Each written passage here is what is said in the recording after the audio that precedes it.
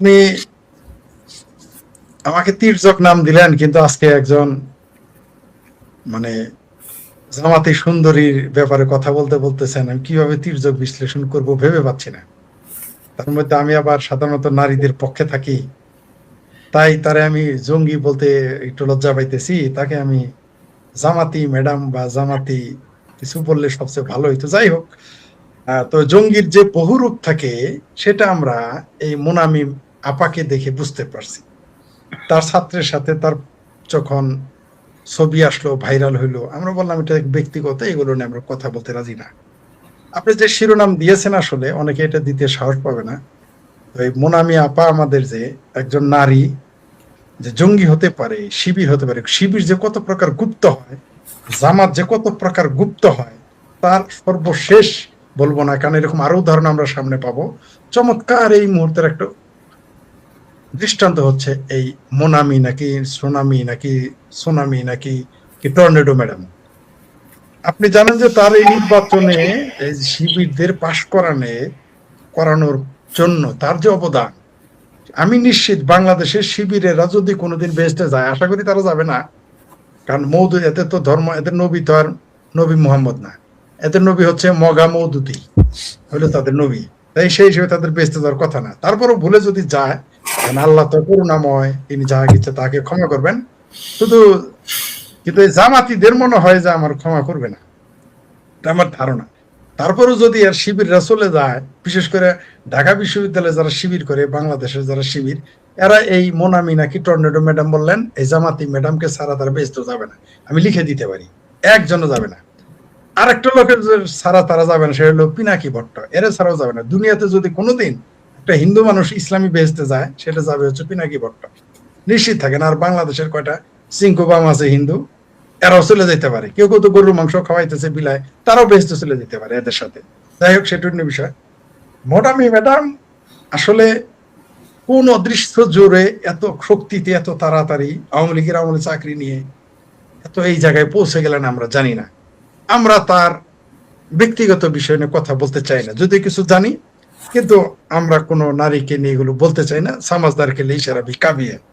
সবচেয়ে মজার বিষয়, আমার একজন পরিচিত আছেন যার বউকে, বাবার মনে থাকার কথা, নাম বললেও চিনবেন আর কি, তার গণজাগরণ মঞ্চে আইরে তারা বউ জমাই মিলে চিকরা চিকরি করতো। জয় বাংলা আমাদের চাইতে 3 গুণ বেশি চিৎকার করতো। বরং আমরা তো বাম রাজনীতি থেকে আসছি, আমরা জয় বাংলাটা একটু স্লোলি বলতাম, মানে একটু রয়েস হয়ে। আমাদের বলতো, এই কমরেড জোরে বলেন, জোরে বলেন, এই কি আপনারা জোরে বলবেন, আপনারা সব স্লোগান জোরে দেন জয় বাংলা। পরে তার সাথে আমরা জোরে স্লোগান দিতাম। আপাত থাকে চিনে, তার বউকে চাকরি নিয়ে দিয়েছিল গণজাগরণ মঞ্চের ইমরান সরকারের সুপারিশে, একটা চাকরি সরকারি একটা ব্যবস্থা হয়েছিল। সেই লোকটার দেখে আমি প্রতিদিন, আল্লাহ 30 দিন, আজকেও আপনি দেখেন, সেখানে গিয়ে দেখবেন হয় শেখ হাসিনার গালি দিচ্ছে না বঙ্গবন্ধুর গালি দিচ্ছে, নিচে নিচে সর্বনিম্ন, মানে তাও 24 ঘন্টা একবার করে। আমি অবাক হয়ে যাই যে 24, আপনি বিশ্বাস না, আপনাকে আমি সেই পোস্টটা দিয়ে দিব, পাঠাই আমি দেন। তার লিঙ্কটা দিব, আপনাদের 4-3 জনকে আমি দিব, আপনারা হাসতে হাসতে মরবেন। এই লোকটা তেমনি মোনামিরও কিন্তু ওইভাবেই আসে, এরা যে গুপ্ত। ও আরো ওই লোকটা কিন্তু আবার নাস্তিক, সেই লোকটা আবার স্বঘোষিত নাস্তিক। তার বউ স্বঘোষিত নাস্তিক না, প্রগ্রেসিভ দাবি করা, আর তিনি স্বঘোষিত নাস্তিক। আমরা একসাথে, হায় হায়, আমরা যে বেঁচে গেছি জানে যে এই লোকটা দুর্ভাগ্যের সর্দুল, আমরা কিভাবে বেঁচে গেলাম। এর সাথে রাতে দিনে একসাথে আড্ডা দিতাম। মানে এখন বুঝতে পারি যে আমাদের গণজাগরণ মঞ্চেরও যে কেউ কেউ নিহত হয়েছে, কিছু বদমাইশ দাবি করে না যে আওয়ামী লীগ ঘটিয়েছে, ডিজিএফআই ঘটিয়েছে। আমার মনে হয় আমাদের মতো কিছু প্রগ্রেসিভ মানুষের সাথে জড়িত। নইলে ওই লোকটা কি করে, যার বউয়ের চাকরি হইলো এবং এখনো চাকরিরত, সে বঙ্গবন্ধু আর শেখ হাসিনা, শেখ হাসিনা ফাঁসি চাই অন্তত এ পর্যন্ত 1000 বার লিখছে এই 1.5 বছরে। বঙ্গবন্ধুর যে কি যে গালি দেয়, আমার মনে হয় দুশ্মনরা এরকম, জামাতিরা এরকম গালি দেয়। তো মোনামি ম্যাডামেরা তো, এই জামাতি ম্যাডামেরা তো ওই দিক থেকে আসছে। এই যে ম্যাডাম ফুলি নামে সিনেমা হয়েছিল না, মনে আছে আপনার? সিমলা সিনেমা বানাইছে ম্যাডাম ফুলি, এরকম এটা যে মোনামি জামাতি ম্যাডাম মোনামি একটা সিনেমা, আল্লাহ যদি বাঁচায় রাখে আমার, আমি একটা সিনেমা বানাবো, সেখানে আমি জামাতি ম্যাডাম ফুলি মানে জামাতি ম্যাডাম মোনামি নামে একটা সিনেমা প্রযোজনা করব, যা থাকে কপালে, আওয়ামী লীগ আমলেই তা করবো।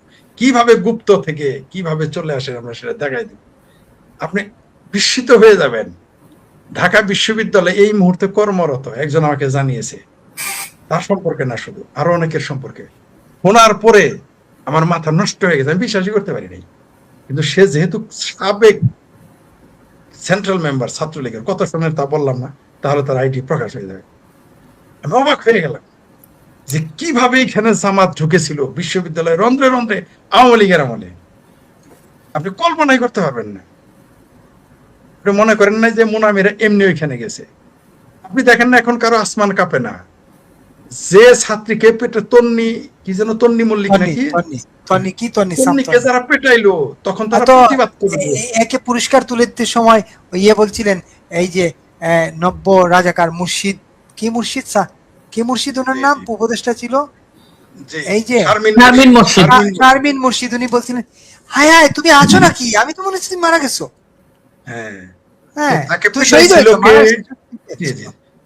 তাকে পেটাইছিল কে? ছাত্রলীগ, তাই না? এখন আমরা দেখলাম সেটা ছাত্রলীগ না, সেটা ছাত্র শিবিরের নেতা। বুঝতে পারছেন?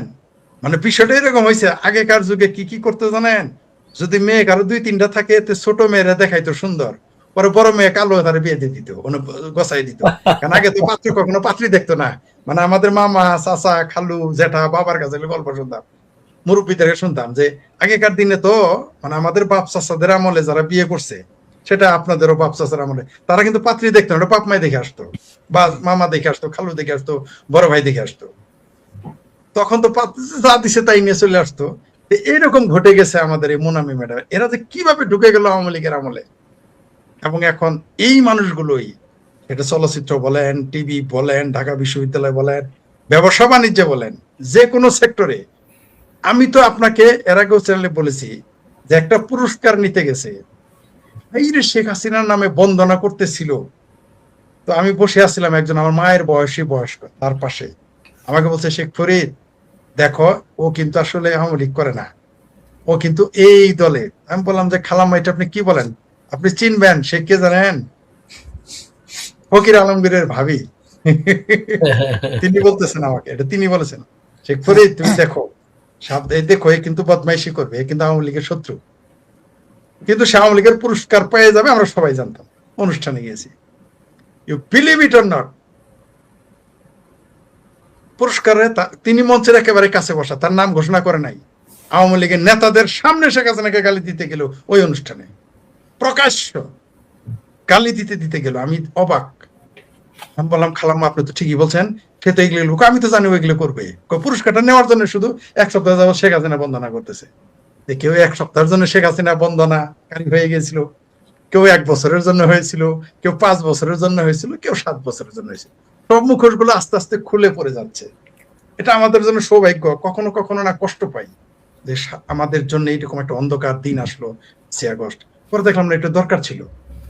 মাঝে মাঝে শরীরে অসুখ হওয়া দরকার, কিন্তু অসুখটা যে এত বড় হবে আমরা জানতাম না। জ্বর হওয়া দরকার, কিন্তু হয়ে গেছে টাইফয়েড আমাদের। যাই হোক, আমরা বেঁচে গেছি, আমরা চিনতে পারছি, সামনে আরো চিনতে পারবো, কোনো সন্দেহ নাই। আস্তে আস্তে মুখোশ উন্মোচিত আরো হয়েছে।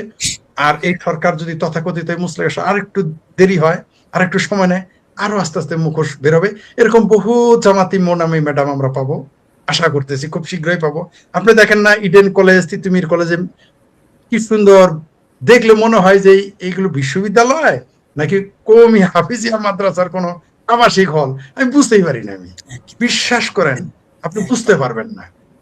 তো যাই হোক, আমাদের মোনামি ম্যাডামের আসলে আপনি এমন একটা কঠিন বিষয় নিয়ে আসছেন, আমি নারীদের কিছু বলতে পারি না, শক্ত নইলে মাশাআল্লাহ আপনি বুঝতেই পারতেছেন। কিছু বলতে বলি নাই আপনাকে, তো আমি কিছু বলতে বলি নাই, বলছি ওনার সাথে আলোচনা করার জন্য। না, আলোচনা না, ওনার অনেক কিছু বলার ছিল।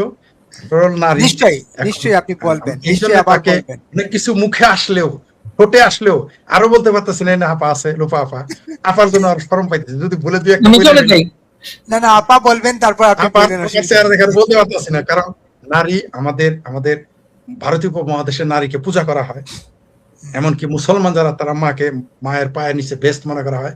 সেই নারী, তারা আমারও কন্যা আছে, আমারও বোন আছে। তো খুব কষ্ট হয় যে এরা কিভাবে শিবিরের পাচাটা হতে পারে আওয়ামী লীগের ব্যানারে চাকরি নিয়ে এসে। আমরা সেটা